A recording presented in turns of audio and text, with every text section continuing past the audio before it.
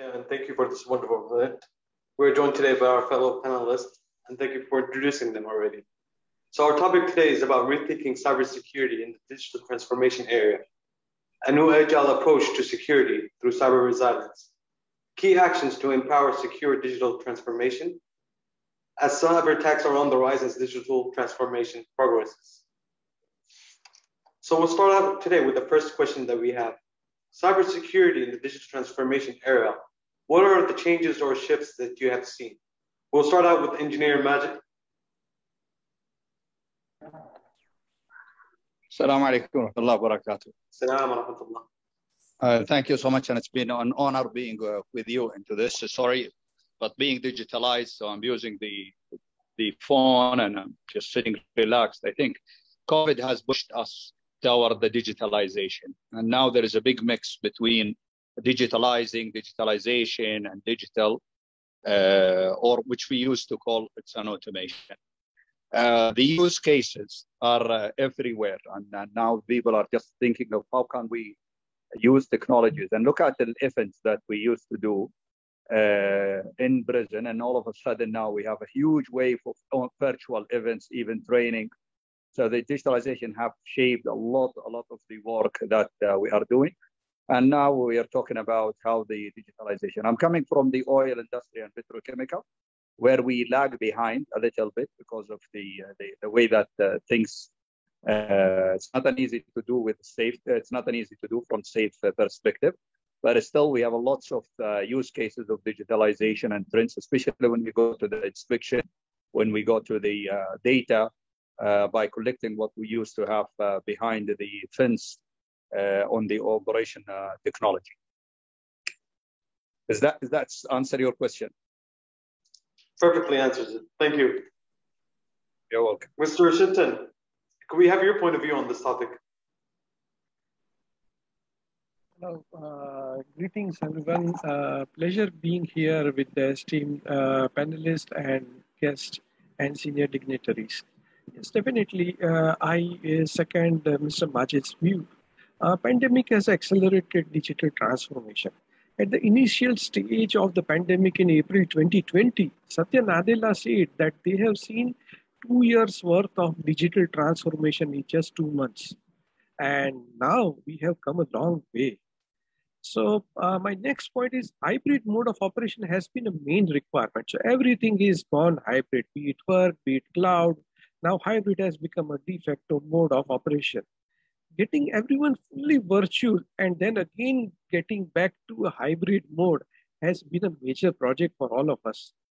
Automation in regulatory compliance and other aspects are being explored in simultaneous manner. Earlier resistance in investment in experimenting with new tools or piloting with new vendors has moved away. Now people are willing to welcome new innovations, experiment new things, just because they want to remain updated for any unforeseen situation. And last point from my side, cybersecurity is no more a limited function to IT, CISO, or CIO team. But now cybersecurity has become a function which is a business function and which sits at the center of the organization. Thank you so much. Thank you, gentlemen. Definitely agree with both of you. Moving on to our next question. What are the procedures or steps to ensure cyber resilience within your organization? I'd love to have an input from a CIO, Engineer Majid. Get back on the mic with us.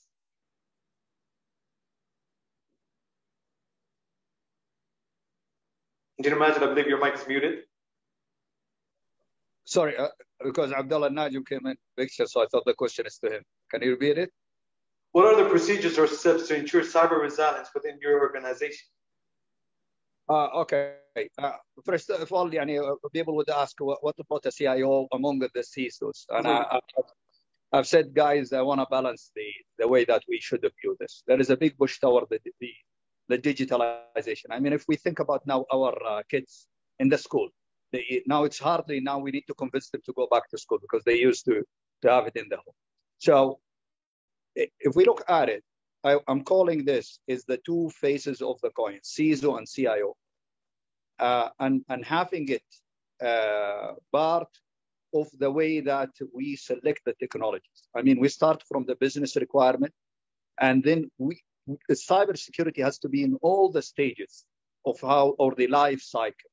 It's the big concern to me, or the big issue that when I hear in the IT world, when people talks about cybersecurity as they are separate entity, the guys that they over engineer things, they have their concerns, while we want to deliver. And this gets into dilemma. No, we need to always think about, we need to deliver a cyber secure ICT services. So the procedure that we want to do is to build the relationship. Don't look at it as two teams, and get the cybersecurity in all the stages of the product selection. Let them do their job. Let them review it. Let them get a buy-in and accept it, all the way till the value realization, because that's a very important. In us as a profit and loss company, for everything that we do, there is a process. There is a business case, and we should come at the end and verify the business case. It's turning it to be an investment, because this is the only way that I can justify the continuation of the growth of ICT budget. If you look to me as a standalone department, people are always look at it. You are expanding your budget. Yeah, I'm expanding my budget because I'm doing the digitalization. It used to be a paper at your desk. Now it is a transaction in the environment. How come you want my budget to go down? No way. So that's the very important, to build this kind of culture among the IT, because in Saudi Arabia, the government has mandated cybersecurity to be alone. We want that really segregation has been created because of a GRC, governance and compliance, but it's not because of creating a silos. We need to work all together. Back to you. Completely agree with you, Engineer Majid. And I also believe the CIO and CISOs should also have a clear role within each other, and they work cooperatively with each other. Although we are separated as departments, we all have the same initiative, same goal to keep the company secured as well as business operating. That's very interesting how you brought that up, and I completely agree with the project management methodology, you could call it, where cybersecurity is in all phases in terms of selection and all through the phases of the project. Thank you. Engineer Shenton, or Mr. Shenton, whatever you prefer to call me, would love to hear your input on this. Yeah, so in this hybrid mode of operation, cyber awareness has remained a major concern. And we all need to conduct cyber awareness events and quiz and all with all stakeholders, just to make sure that everyone keeps cybersecurity in their mind while conducting various tasks. Another point, I would say that we are regularly reviewing our enterprise architecture just to make sure that we have secure access all the time. Endpoint security and protection has been a concern, and that is where all activities we do evolve around that. Another part of what we are facing as far as the resilience is concerned is reskilling and upskilling of the workforce. So we are going ahead with new models of education, short training modules, and then we need to give them a growth so that we are able to advance our skills along with the new tools which are being implemented. We are also teaching artificial intelligence fundamentals to our teams. Another thing is we are enabling various AI-enabled tools. We are welcoming startups to conduct pilots with us. Opening of APIs and rise of IoT devices cannot be avoided any longer. So we need to be more friendly and aware of what is happening in these associated technologies as well.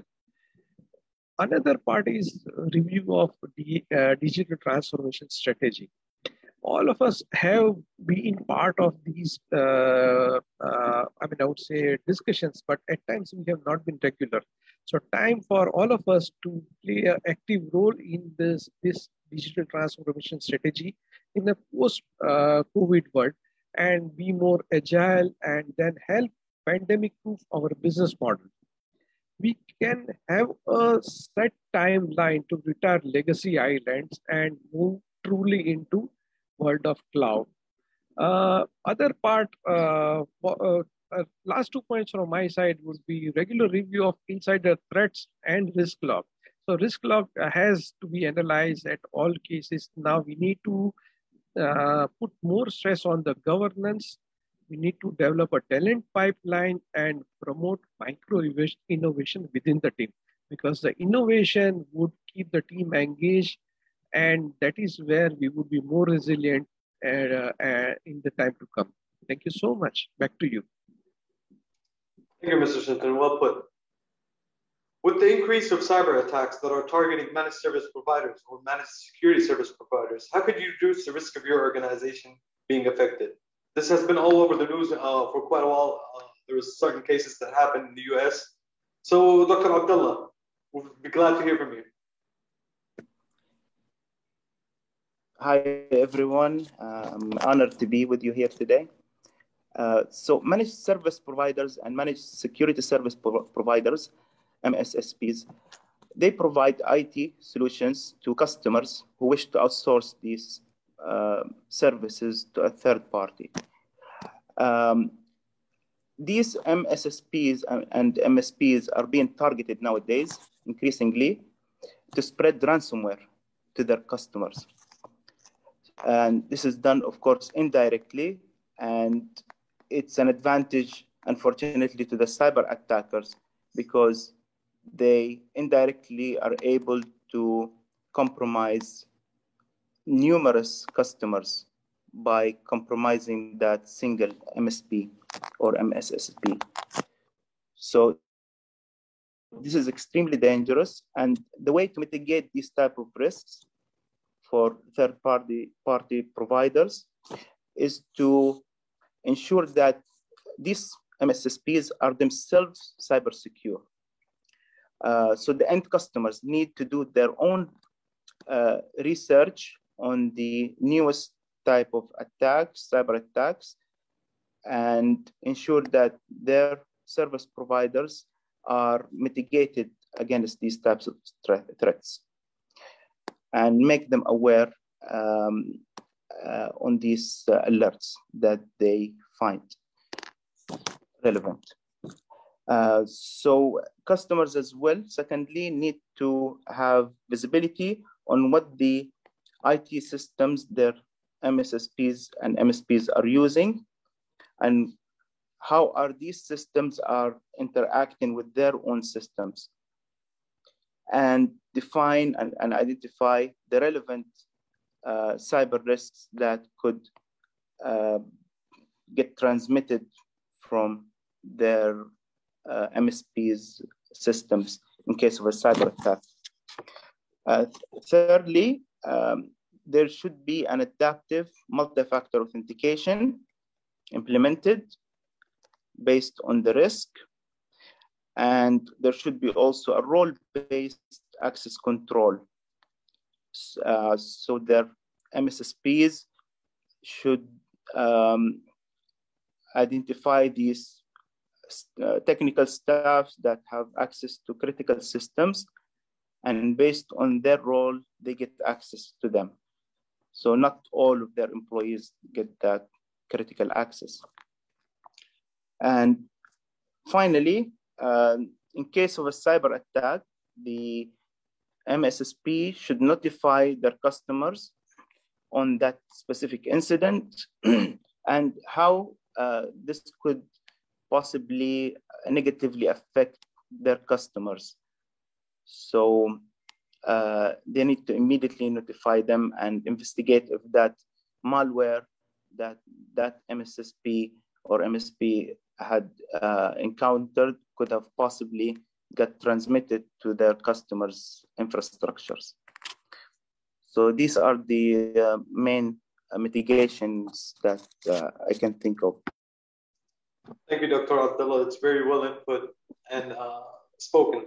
You brought up the risk assessments that you should conduct on the third parties. You have to ensure of their systems and what systems are being assessed by you, and to ensure that your information is safe with them. So we thank you for that. Moving on, as a CIO, thank you, Dr. As a CIO, what are your future plans within your organization? Engineer Majid, back to you. In which sense? My plans for what? For your organization, in terms of cybersecurity and the ongoing changes that are happening. Well, frankly speaking, the risks are a lot. But and from a cyber resilience, we should not panic. We should understand what we have. We should put the plan. There are two modes: tactical and strategic. I mean, so what I've did, I've called the CISO and his team, and we sat together and we shared a 5 years plan, what we want to do, and what are the mitigations. Because also there are we need to be responsive to the regulations that comes, especially with the adoption to the cloud. We are operating in hybrid mode. There are requirements or regulations. To the people, I would like really to summarize it into splitting your, first of all, have a one roadmap for you and for the cyber. I mean, don't call a cybersecurity roadmap and it's a one, this one. And there are a lot of dependency between. And what are we trying to mitigate? That's very important. What is the risk that we want to mitigate, and what is our exposure to it, and can we transfer the risk? I mean, with for example, of the third parties, maybe we need to go and even visit them and look at how they are doing things. I mean, but still, you need to rely on their truth word. I mean, if they say, yeah, we are secure, still, to avoid the double investments. However, you need to protect yourself, okay, by having. So what we did also, this is another important part, the monitoring of the traffic. And this has been learned from the incident that happened back in August 2015, if I'm not mistaken. Put an entity that monitor your traffic in and out. And successfully, even of the local companies in Saudi Arabia, even our developers, when they have upload anything, they spot it and immediately they take strange action on the following server. And that's allowed us even to ensure that the cybersecurity practices are done. That's my first part, is that if you don't have a third party to monitor your traffic, immediately go and get one, just to understand what's going in and what's going out. And then have your categorization for a tactic move and a strategic move. Have a one plan for your cybersecurity and your ICT roadmap. And establish with the business, because always we are pressured by the business that your IT is delaying us, they can't, and they go and complain. No, get a buy-in. This is not anymore you and us. It is all of us together, especially with the digitalization. The people now, they understand it after COVID. They know it and they appreciate it much, much, much more. Even a ransom. Earlier people think about the attacks only on their normal, on their business network. Now it's happening onto the personal life. Friends are losing money because of attacks on the WhatsApp. And that's increased. And if you talk to the people from this language, they will understand it. Don't use the ICT jargons. The bandwidth need to be, and we have to put, tell them it's the capacity to the internet. We need to increase it. It is use a layman words that touch them and they can understand it, and use your driver to make a business case. I hope I gave it into a couple of bullets that people can benefit from. I believe it's very beneficial, Engineer Majid. We thank you for it. I'm glad that you brought up the roadmaps and to have a roadmap that's in line with the cybersecurity and the IT department, and that you both have one goal. There was so much interesting topics that you brought up, and you defined well. Thank you for that. Moving on to our next question. As companies nowadays are moving through a digital transformation, how can you ensure that cybersecurity is at the top of the priority? Engineer Majid, since we have you on the mic, we could go ahead and answer that. Yeah. So what happened in the digital? I want to hear from a CIO's point of view, because usually this is answered by CISOs. So let's hear it from a CIO. Well, for me, I know it's one of the big concerns when you have a CIO leading the digitalization. People sometimes mix those two roles. CDO, Chief Digitalization Officer. But this is what I've done in a current company. We strategize it by bringing a consultancy firm, and we don't want to be followers. If we know what the others are doing and we just do it, then we are followers. No, we brought them and we told them, bring us the use cases from different industries. I mean, when you think about the scheduling, aviation is ahead of everybody. Yes, we are suffering from delay on the flights. Now we appreciate just to fly because of after COVID. So scheduling is at the aviation is ahead of us. supply chain in a couple of retail organizations. Bring those use cases to us. So we did this assessment, and out of that, we identified what are the opportunities, what could be the savings, and from there, we start to look at which technology will take us within our enterprise architecture. That's a very important, okay? And within that, cybersecurity from day one, they were with us, we engaged them, and we got the CISO. And I'm always saying it is easy to make enemies, very difficult to make friends. Everybody in a company or organization, he wants to do his job to the best. So enable the people to do the job, they will enable you to do your job and successfully deliver what you are promising or what you are telling to the people, because you are going to succeed with them. It's a leadership and it's a culture or a change management because of the way that we're talking about digitalization. For example, to the maintenance. Guys, you're doing it this way. Yes. Have you thought about a better approach? The guys are busy to deliver the day-to-day job. You need to take a breath, sit back, and think about it, and then challenge the status quo.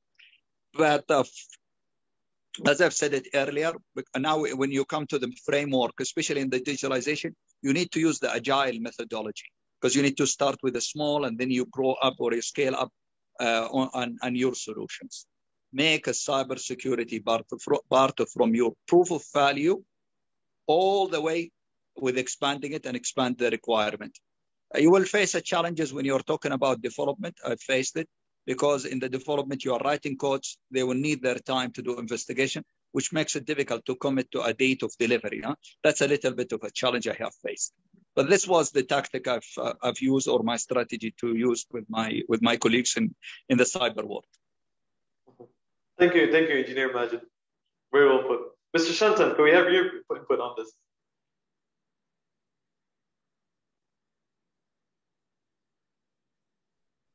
Yeah, sure. So I would like to add, as I mentioned earlier, that cybersecurity is at the center stage of the enterprise now.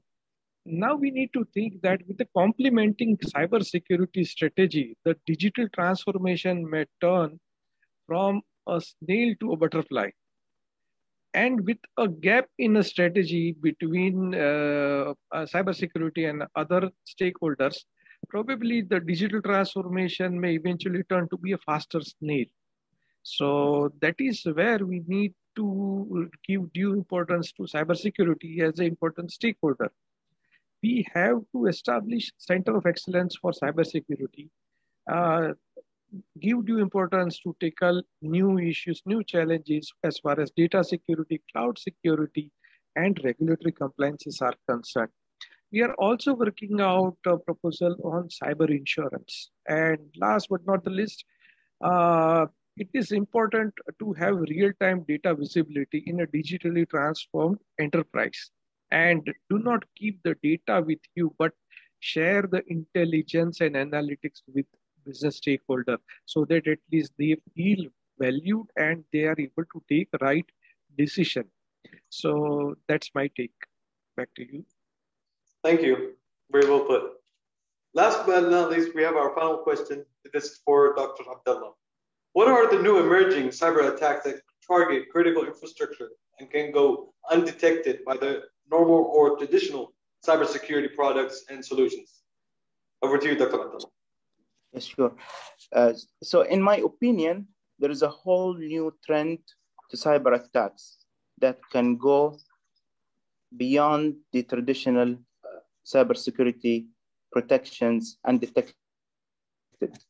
So imagine a whole data center with the most advanced cybersecurity solutions and products get cyber attacked and get a data loss. Imagine a medical device that is installed inside of a patient's heart become paused due, let's say, to abnormal depletion in the battery and causing death to that innocent patient. Imagine an industrial control system corrupts the machineries and sensors inside that industrial or manufacturing facility, causing disruption to operations and or, God forbid, an explosion in that critical facility. So all these could possibly occur by utilizing vulnerabilities in the firmware. These are all new emerging cyber attacks. Traditional cybersecurity has been focusing on vulnerabilities that is targeting systems above the operating system. But nowadays, the new trend of cyber attacks are also targeting increasingly systems that are below the operating system at a very low level. So firmware, which runs on top of the chips, that immediately on top of the chips, such as motherboards, CPUs, network cards, RAMs, etc., could also get compromised. And firmware, in fact, it has a higher privilege than the operating system or software that is above the operating system. And in fact, it runs even before the operating system. So it is extremely risky to the computing environment. So cyber criminals are targeting firmware to get the full control over the machine to a level that they could possibly even break that computer system, meaning making it unusable forever. This is extremely harmful, as owners will not only lose their data, but in fact, they will also lose the machine itself. And this is a huge loss because they have to reinvest in a replacement to that hardware. So in April, let me give an example. Recently, in 2021, an investigation report was done by Kaspersky, and it revealed that there was a ransomware cyber attack that targeted a manufacturing facility in Europe. And that caused a disruption to their industrial operations. And this was due to a VPN firmware level type of vulnerability, which allowed the cyber attackers to get authenticated and deliver that malware to that industrial or operational environment. So this type of vulnerability was in detail, in a little bit more detail, was a bug in the memory error handling. So it was triggered, and because it was not handled correctly, it allowed the attackers to bypass and get authenticated.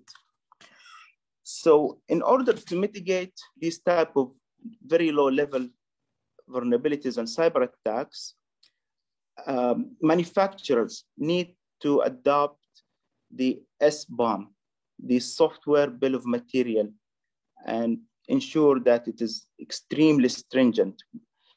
SBOM means that they need to ensure what components are manufactured by whom in the supply chain. The manufacturers, they cannot manufacture everything themselves, so they outsource, and even the outsourced party outsourced to another party, and so on. So we have a whole chain of suppliers and manufacturers that need to be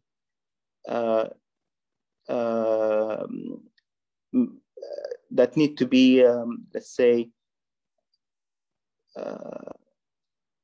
made aware what risky components they are using and how the end product should mitigate these cyber risks along that chain.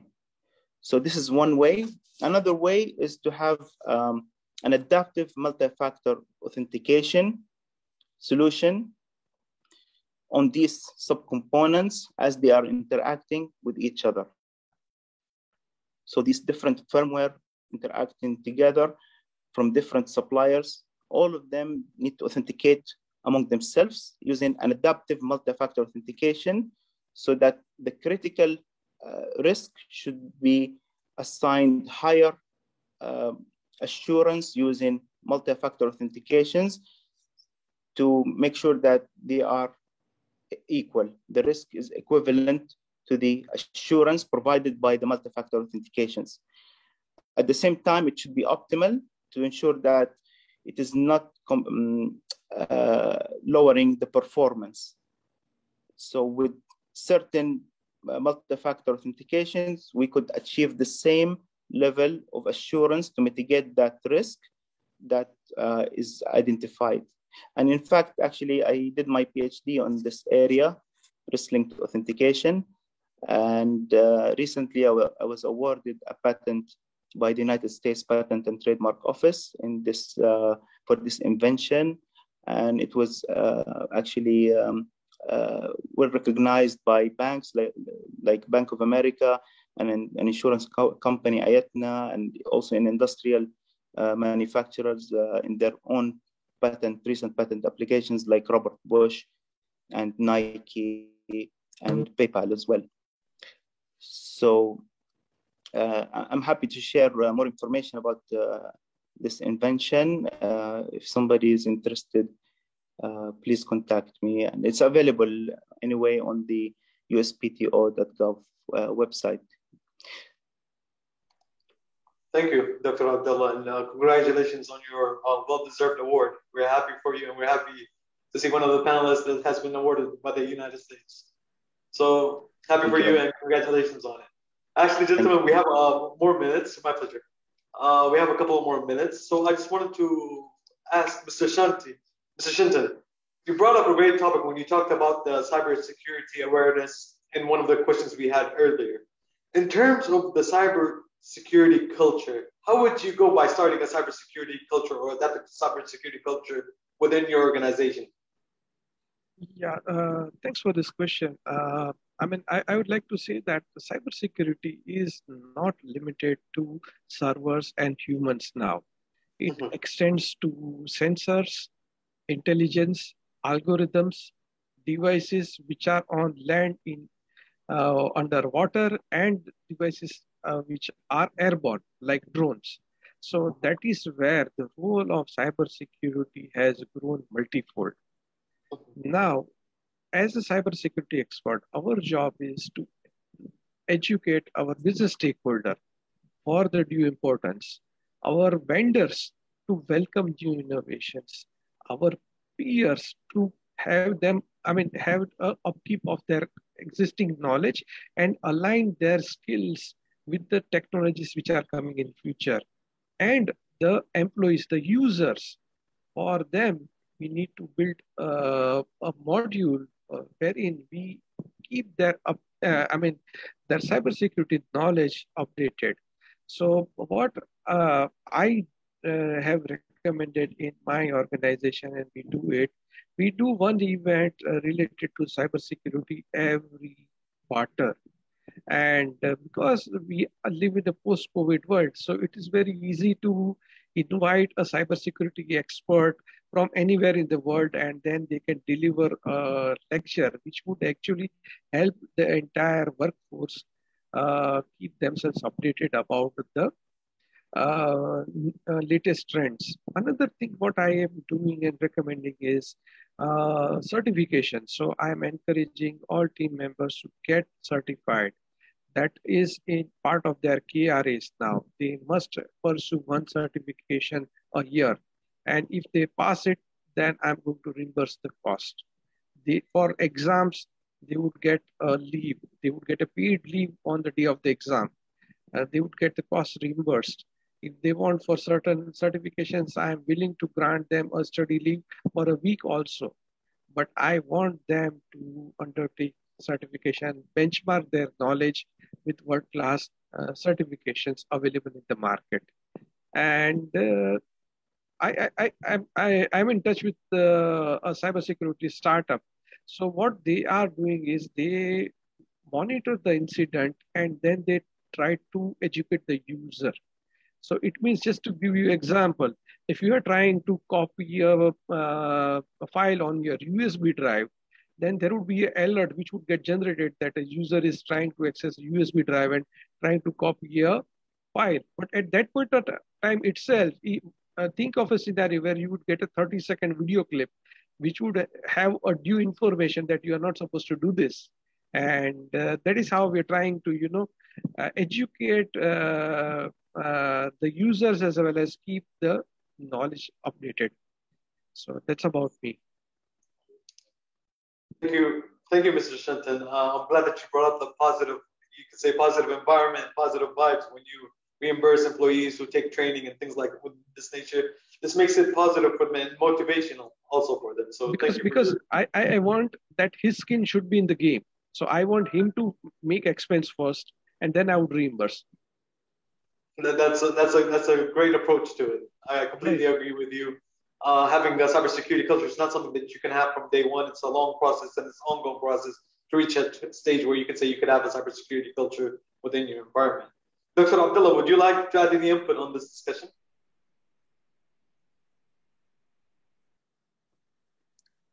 Yes. So can you please repeat the question? We're just talking briefly about the cybersecurity culture and how to embed the cybersecurity culture within your organization. In terms of awareness, in terms of knowledge and things within this nature. Yes, definitely. So as I mentioned before, companies need to do their own research on cybersecurity and share this knowledge with their own employees and as well with the third parties that they deal with. So sharing knowledge is very important, and doing your own homework will always motivate the employees to become aware and more careful on how they deal with the IT systems to help them prevent falling in the hands of cyber attackers. So yes, so more interactive sessions between the cybersecurity department and the other departments should take place. Training sessions with certificates should be arranged as well.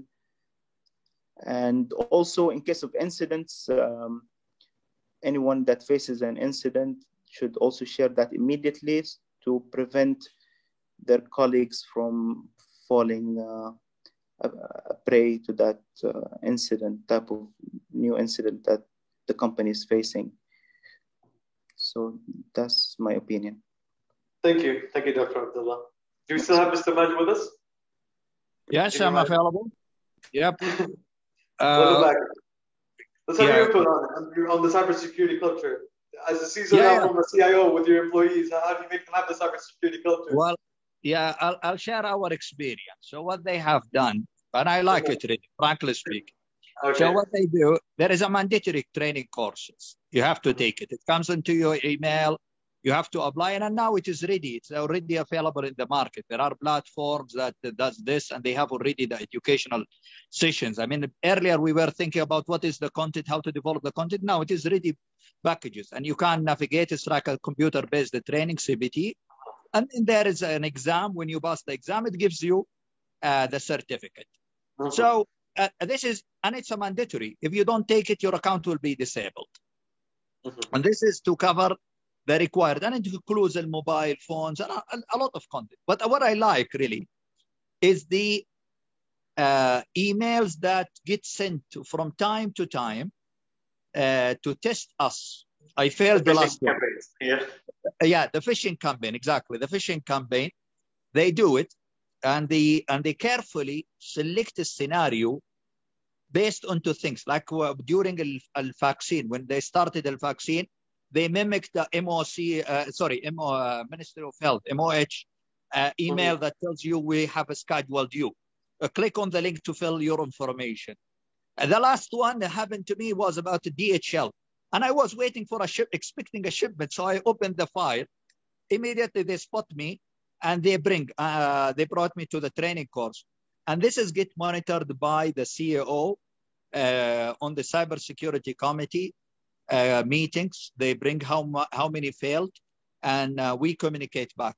And those who reports, the first, I believe, 10 guys, we do a random select, or they take the first 10 who reported it, and they get them incentives or get awarded by vouchers.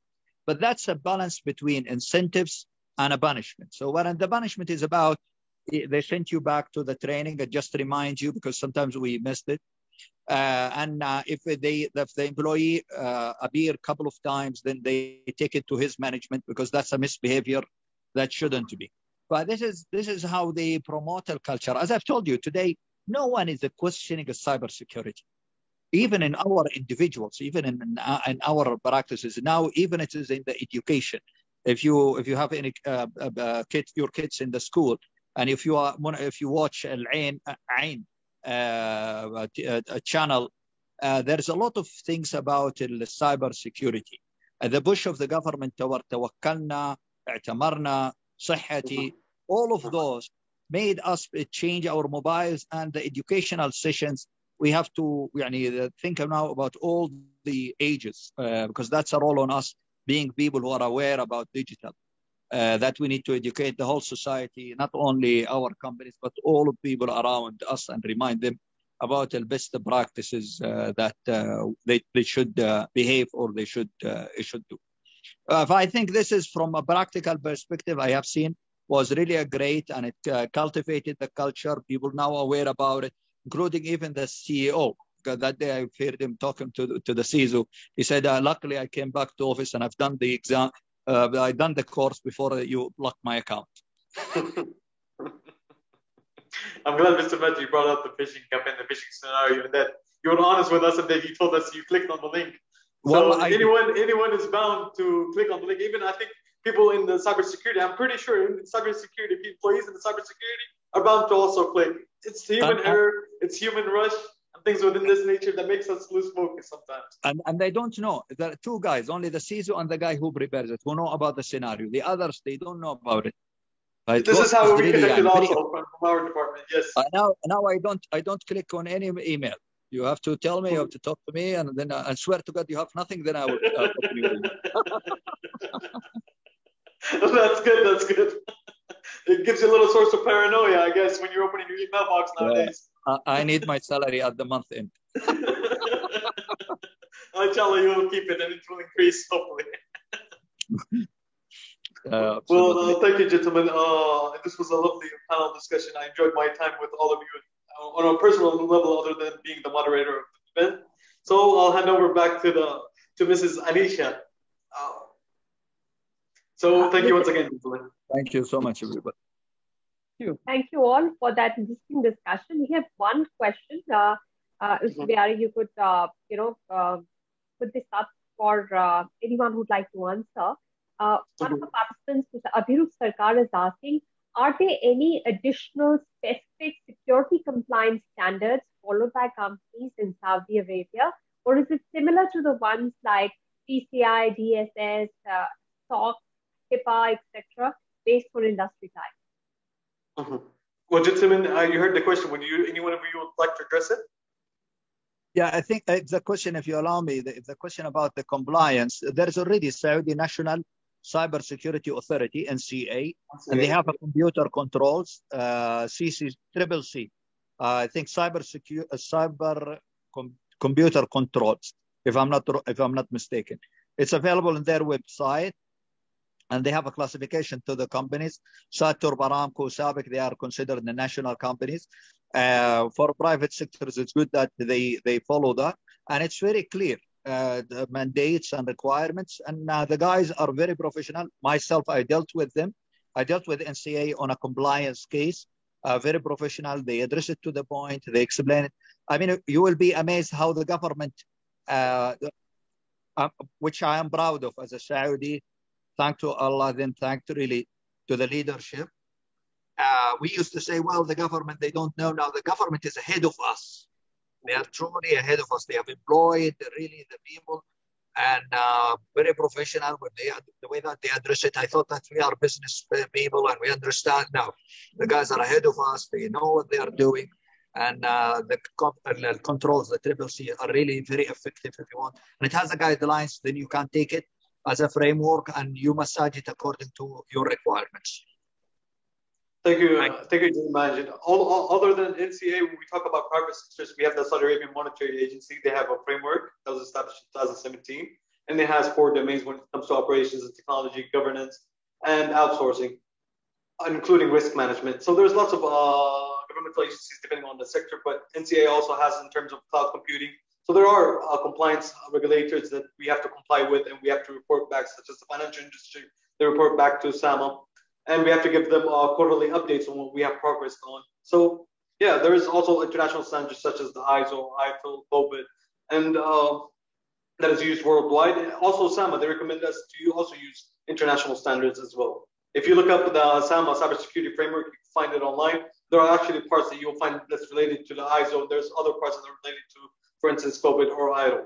So compliance with these standards is, it's a way for me to know where I am and where I need to be and how I should reach there. So it's sort of like a goal for me, and also as a challenge to reach the required maturity level. So I hope this answers it. If anyone would like to add their input from their end. I believe this wraps it up then. Back to you, yes. Mrs. Alicia. Thank you. Thank you so much, Mr. Biari, for conducting this interview, this entire session, because cybersecurity is one that is a really burning topic these days. And every new day is a new day truly for cybersecurity, because there are new challenges coming up. And we really appreciate the insight each one of those speakers has brought into the discussion on what is being done and what more can be done. Thank you all for joining us today. Thank you, Mrs. Anisha, and thank you to the fellow panelists. They were the ones that shined. Thank you. Thank you, everyone. Have a great day.